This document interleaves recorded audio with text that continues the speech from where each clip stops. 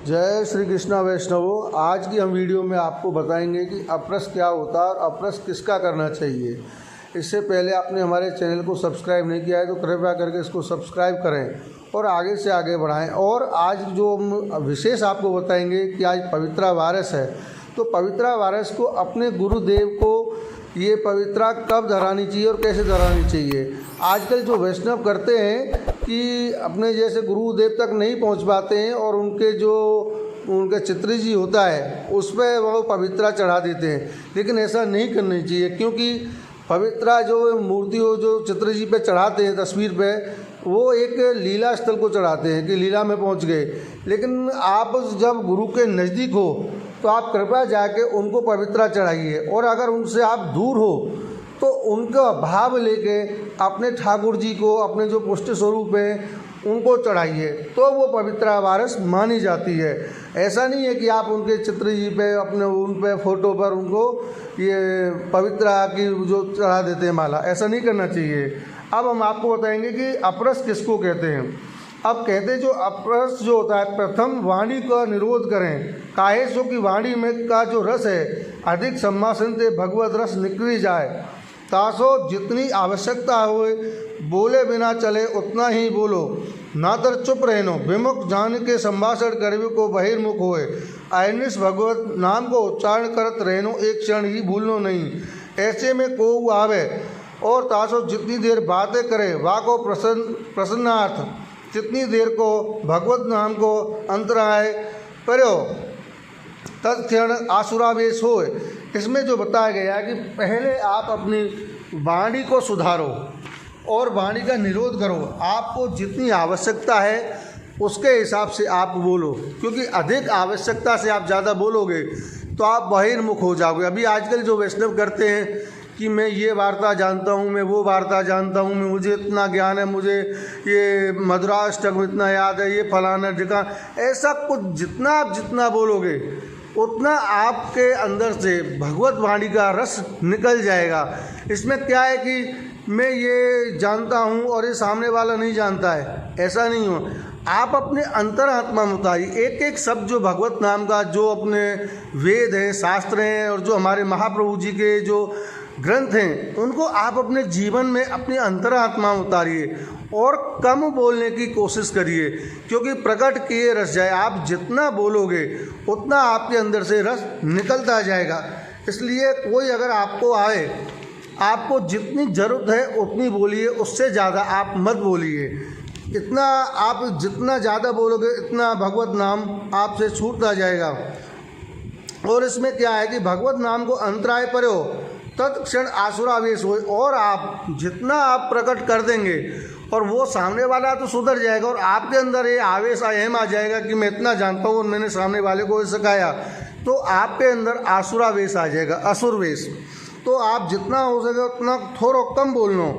जब ऐसे करत भगवत नाम हृदयारूढ़ होए और रस रोम रोम में भर जाए और कांत कांत में भाव सिद्ध होए, तब तो आप देखो बोल ना छुआए। अगर आप कम बोलोगे और प्रभु के रस में डूबोगे और आपके अंग अंग में रोम रोम में प्रभु समा जाए और आपके अंदर रसावेश आ जाए, आप प्रभु के रस में डूब जाएं, 24 घंटा आपने प्रभु का स्मरण करते रहें, तो जो आपका तेज होगा वो बहुत अलौकिक होगा। और जो आपके प्रपंच वाली बात है वो आपको बिल्कुल अच्छी नहीं लगेंगी और अब आप कम बोलेंगे। इसमें एक लौकिक दृष्टांत जो कहे, जो स्त्री पुरुष एकांत में बैठकर परस्पर बात करत हों, ता समय कोई मित्र आ जाए अथवा अपना बालक को रोए उठे, तो पुत्र तो आत्मा है और अति प्रिय है, परंतु शत्रु शरीर के दी से प्रीति को यह लक्षण है कि अपने प्रिय बिना और कछु सुहाए नहीं। इसमें क्या है, एक लौकिक दृष्टांत दिया, जैसे पति पत्नी या प्रेमी प्रेमिका दोनों बैठे हैं, उस बीच में अगर कोई तीसरा आ जाए तो वो चाहे उसका पुत्र ही क्यों ना हो, तो बिल्कुल पुत्र जो होता है वो आत्मा जैसा, आत्मा से भी बढ़कर होता है, लेकिन उस समय जो उन दोनों का मिलन होता है उसमें जो विरह आ जाता है वो शत्रु के समान दिखाई पड़ता है। तो ऐसे ही अपने भगवत जो नाम में बीच में कोई आ जाए, प्रपंच वाला आ जाए, तो आपको जो आप प्रभु के रस में डूब जाएंगे तो आपको ना वो कोई नहीं सुहाएगा। और ये मन वाणी सब प्रभु इंद्रिय प्रभु की है, तासो सब सो अपरस राखनी। जब आप ये सब अब ये सोच लोगे कि ये मेरा जो शरीर है ये प्रपंच में ना काम आके प्रभु की सेवा में काम आए, क्योंकि ये सब शरीर है, जो इंद्रियां हैं ये सब हमारे प्रभु की देन है। और आचार्य चरण श्री वल्लभ प्रभु की कृपा से हमको ये पुष्टि में जो ये हमको मार्ग मिलो है और वैष्णव जीवन मिलो है, तो ये सोचना चाहिए आज हमें आचार्य चरण की वजह से हमको ये जीवन मिलो है, तो ये सब अपने गुरु को अपने प्रभु को समर्पण है। और विरह भाव करे काव को संभाषण ना करे। और जो आपके अंदर जो विरह भाव हो, जो ताप हो, वो किसी को दिखाना नहीं। अभी क्या है कि बहुत से मैंने देखा है कि लोग वार्ताजी करेंगे, ज्ञान की बातें करेंगे और रो उठेंगे, ये होगा वो हुआ, वो ऐसा इंप्रेशन दिखाएंगे कि सामने वाले को लगेगा ये कितना विरह ताप में। ऐसा करने से नहीं, विरह जो होता है, जो भाव होता है, वो किसी को दिखाने के लिए नहीं होता है, उसको तो अपने आप महसूस किया जाता है और अपने अंतरात्मा में उतारा जाता है। जैसे आप कभी एकांत में बैठे हैं और प्रभु को निहार रहे हैं और निहारते समय प्रभु को ये देख रहे हैं कि प्रभु की नासिका कैसी सुंदर लग रही है, प्रभु के जो नेत्र हैं वो कैसे सुंदर लग रहे हैं, प्रभु के जो अधर हैं वो कैसे सुंदर लग रहे हैं। उनके स्वरूप को अपने जीवन में उतारो और उनका विरह करो कि ये प्रभु मुझे कब साक्षात दर्शन देंगे, कब उनसे मिलना होगा। जब आप ये सब सोचेंगे तो आपको विरह होगा, वो जो एकांत को जो विरह होगा वो आपको अधिक प्रिय होगा, और जो विरह होगा वो आप किसी को नहीं दिखा पाएंगे। लेकिन जो आजकल के जो ढोंगी हैं वो ऐसे सारे काम करते हैं, तो आप जितना हो सके जो आपको विरह हो वो आप अपने अंदर राखो, यह भाव राखे। जो है वाणी प्रभु को विनियोग योग है, जब ये कृपा करके मिलेंगे तब वाणी को सफलता होगी। तासो प्रभु के निमित्त वाणी शुद्ध करके राखे, कायसो जो आप उत्तम वस्तु के उपभोक्ता हैं, यह वाणी को निरोध भयो। अब इसमें जो बताया है, जब ये सब चीज़ राखेंगे तो आपके जो वाणी का जो विनियोग है यही हमारे ठाकुर जी के प्रति योग साधना है। और जब कृपा करके जब ये हमको मिला है, जब आपकी ये वाणी सफलता हो जाएगी, सफल हो जाएगी, आपके जो विरह जब सफल हो जाएगा, प्रभु स्वयं अंगीकार कर लेंगे, तब ये, क्योंकि हमारे प्रभु हैं, ये प्रभु ऐसा ना सुंदर वस्तु के भोक्ता है। इसका मतलब ये नहीं हमारे शरीर का है, हमारे पैसे का है, उनको ये प्रभु को कुछ नहीं चाहिए।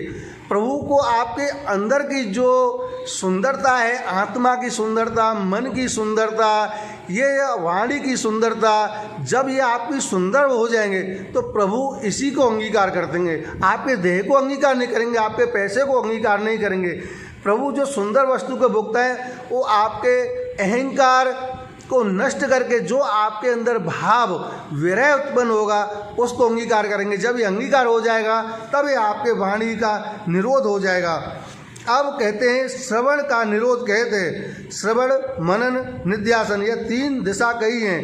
पहले तो मैदन के मुख सो भगवत गुण सुने सो तो श्रवण भयो, और जो वार्ता सुने ताको विचार करके कहा सुनो, और या को क्या अभिप्राय है या सो मनन कहिए। और निध्यासन या सो कहते हैं जो कछु सुनो और विचार करके मनन कियो होए, तामे अपनो जो प्रभु को प्रेम होए सो मिला के एक में करके घोट डालें। अब इसमें क्या है, 3 तरीके के जो बताए श्रवण के निरोध हैं, श्रवण मनन निध्यासन, यह 3 दिशा कही हैं। पहले तो जो कोई भगवदीय वैष्णव हो या हमारे वल्लभ हों, उनके जो मुख से जो भगवत नाम सुना है आपने, उसको श्रवण अपने कानों में सुनो।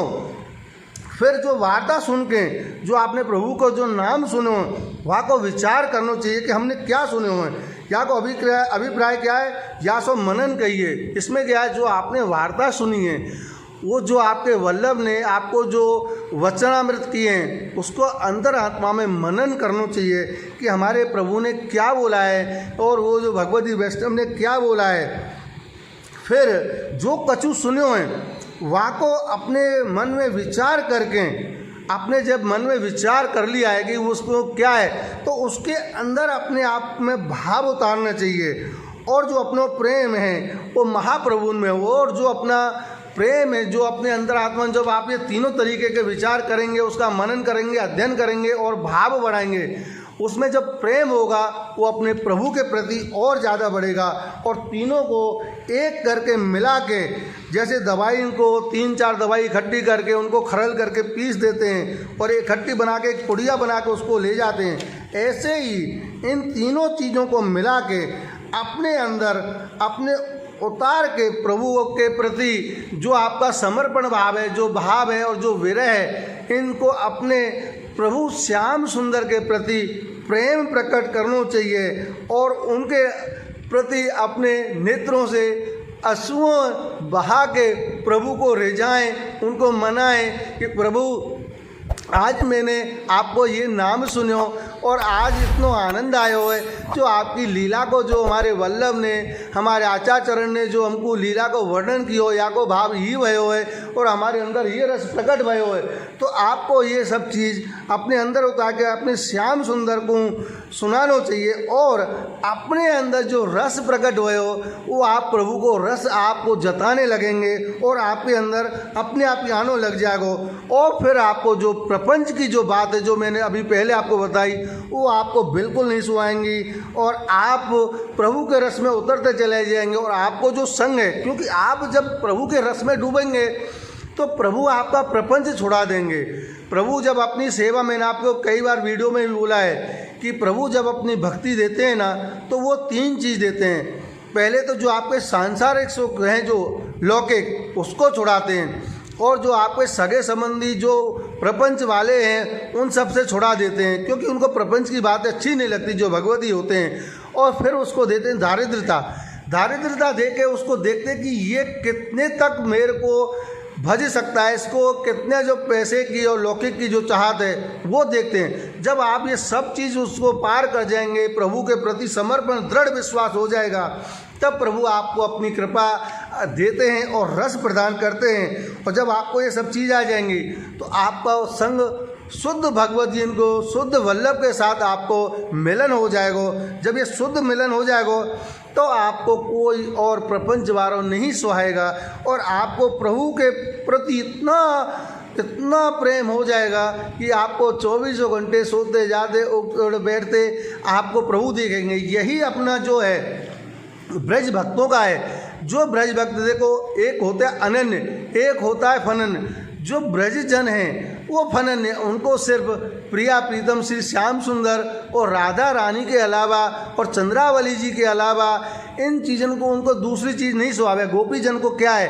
कि उनको जो विरह, जो ताप है वो अपने श्याम सुंदर के प्रति है, अपने लालन के प्रति है कि हमारो लालन ऐसी लीला करे हो, हमारो लालन ऐसो है, हमारो लालन यहाँ मटकी फोरे हो।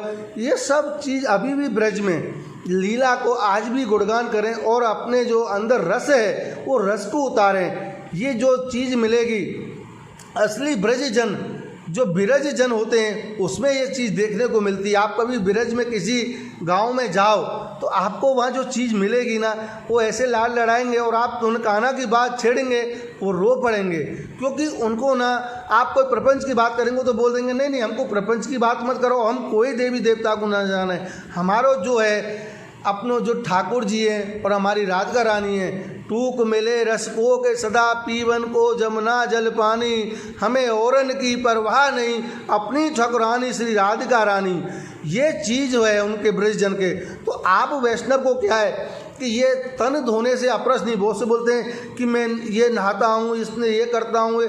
अप्रस जो होता है ये तन धोने के लिए होता है, लेकिन जो आप्रस होता है अपनी आत्म शुद्धि, मन को शुद्ध, मन को बांध देने और 10 इंद्रियों को वश में कर दे, उसको अप्रस बोलते हैं। इसको अप्रस नहीं बोल देते कि मैं आज ये नहाया हूँ, मैं ये नहा धो के ये सेवा करता हूँ, ये आचार विचार छुआछूत, ये सब एक में महाप्रभु जी ने सीधा सीधा बोला है कि आप स्वस्थ रहो और स्वच्छ रहो। जब आप स्वस्थ रहेंगे तो हम प्रभु के सेवा का अधिक से अधिक विचार करेंगे और अधिक से अधिक सेवा करेंगे। और स्वच्छता का मतलब क्या होता है कि जब आप किसी का झूठन नहीं खा सकते तो हम प्रभु को कैसे झूठन खिला सकते हैं। जब आप कोई खराब वस्तु नहीं खा सकते तो हम अपने प्रभु को खराब वस्तु को क्यों खिलाएं। अगर आपके अंदर कि आपके जो कैपेसिटी है वो 1 रुपये की है, लेकिन 1 रुपये में प्रभु हमारे 25 पैसे को अंगीकार करेंगे, आपका जो भाव है, चाहे आप एक शुद्ध बाजरी का दाना भी प्रभु को अपने अंतर्भाव से अरोगाएंगे तो प्रभु उसको स्वीकार करेंगे। तो ये अपरस नहीं, ये आपरस है। तो आप अपने तन की शुद्धि को तो छोड़िए, आप अपनी मन और आत्मा की शुद्धि कीजिए, वही स्वच्छ और एकदम अपरस वही कहलाता है। आजकल का जो क्रेज चल रहा है, मैं देखता हूँ कि अरे आपका सिर नहीं धोएगा, ये अपरस हुआ, ये मत छू लो, वो मत छू लो। ये सब चीज़ करने से मार्ग में और जटिलता आ जाती है। तो और जो नई पीढ़ी है वो नहीं समझ पाती है और इससे वो डर जाती है और मार्गों में चली जाती है। तो आपको क्या करना चाहिए, अपनी जो नई पीढ़ी को लाने के लिए उनको सावधानी से और आराम से और प्रेम से सिखाइए कि भैया आप स्वस्थ रहो और स्वच्छता से सेवा करो। आप जैसे स्वच्छता से खाते हो, सुंदर सुंदर वस्तु लेते हो, सुंदर कपड़े लेते हो, सुंदर श्रृंगार लेते हो, सुंदर खाने के लिए वस्तु लेते हो, ऐसे ही आप अपने प्रभु के प्रति प्रेम करिए और सुंदर कपड़े वस्त्र लाइए, सुंदर उनके लिए श्रृंगार लाइए, सुंदर उनके लिए खाने के लिए लाइए, आरोग आने के लिए। तो आप जब ये सब चीज़ सिखाएंगे तो उनका इंटरेस्ट बढ़ेगा, तो इंटरेस्ट बढ़ेगा तो अपना पुष्टि मार्ग आगे बढ़ेगा। आजकल जब देखते हैं और जो मार्ग है बहुत आगे बढ़ते जा रहे हैं, लेकिन अपना जो मार्ग है वो पीछे इसलिए हट रहा है कि आज मैं वल्लभ का प्रिय हो गया हूँ, तो मैं ये कोशिश करूँगा कि सामने वाले को नहीं आने दूँ। ऐसा मत करो। वो जो वल्लभ का जो प्रिय है वो उसको ये सोचना चाहिए कम से कम मैं 1000 लोगों को लेके आऊं, ताकि अपना जो पुष्टि मार्ग है वो मानसी में सदा स्थिरता, भाव भावना को मार्ग है। ऐसा नहीं है कि इसमें बड़ी जटिलता है, इसमें मर्यादा है। अपने यहाँ मर्यादा नहीं है, अपने यहाँ तो जो भाव से और भावना से प्रभु को पुकारेंगे तो प्रभु आपके पीछे पीछे दौड़े चले आएंगे। तो इसलिए जो अपरस है ये तन की सुंदरता को मत दिखाइए और जो मन की और आत्मा की सुंदरता को दिखाइए, तभी आपका पुष्टि में आने का ये मतलब होता है और जब ही आपका जीवन सफल होता है। और आज मित्रों, आज पवित्रा वारस है, बड़ा सुंदर है। आज हम अपने प्रभु को, आज हमारा मिलन होता है। कल पवित्रा एकादशी को हमारे प्रभु के साथ मिलन हुआ, आज हमारे गुरु के साथ मिलन होता है। जो गुरु का अर्थ मैंने पहले भी बताया, भी बताऊँ। गु का जो होता है, गु का मतलब अंधकार, और रू का मतलब जो होता है अंधकार को मिटाने वाला। जो हमारे जीवन में जो ये सांसारिक अंधकार, लौकिक जो काम, क्रोध, मद, लोभ, ईर्ष्या, दोष सब भरे पड़े, इसको हमारे गुरु आज इनको मिटाते हैं। तो आज का दिन हमारे लिए बड़ा सौभाग्य है वैष्णव जन के लिए कि आज हम अपने प्रभु को, अपने आचार्य चरण श्री वल्लभाचार्य जी, अपने गुरु जन को हम पवित्रा धराएंगे। तो आप ये कोशिश इतनी कीजिए कि जितना हो सके अगर आप अपने गुरु के नज़दीक हों तो उनको कृपया जाकर उनको वहाँ पवित्रा धराइए और उनके चरण स्पर्श करिए और उनके वाणी का अपने मन में उतारिए और रस लीजिए, तभी आपका ये जीवन पवित्रा वारस माना जाता है। अभी क्या है कि 2 किलोमीटर की दूरी पर गुरु हैं, वहाँ नहीं जाएंगे और वहाँ समय नहीं है, तो वहीं उनकी जो तस्वीर है उस पर हम, फोटो है उस पर हम पवित्रा धरा देंगे। ये ऐसा करना गलत है, अपराध है। अगर आप प्रभु से, अपने गुरु से दूर भी हों तो आप कृपा करके गुरु को अपने अंतर्भाव में भावना से लेके उनके जो अपने सेव्य स्वरूप जो उन्होंने पुष्टाएं, तो उनको गुरु समझ के उनको ही पवित्रा रखाएं, ना कि उनके तस्वीर पे, फोटो पे ऐसा पवित्रा नहीं धराएं, क्योंकि ये एक अपराध होता है। यही सही है। जो माला जो चढ़ाई जाती है, जो लीला में पहुंच जाते हैं उनको ये चढ़ाई जाती है ना। जब गुरु जो अपने नित्य लीला अभी भूतल पे विराजमान है और आप उनकी तस्वीर पर ये चढ़ा देते हैं, ये गलत है। तो कृपया करके आज आप जाइए और आज ना मिले तो कल भी जाइए और उनको वहाँ जाके पवित्र रखाइए। और आपको जब ये ऐसा करेंगे तो आपको गुरु के प्रति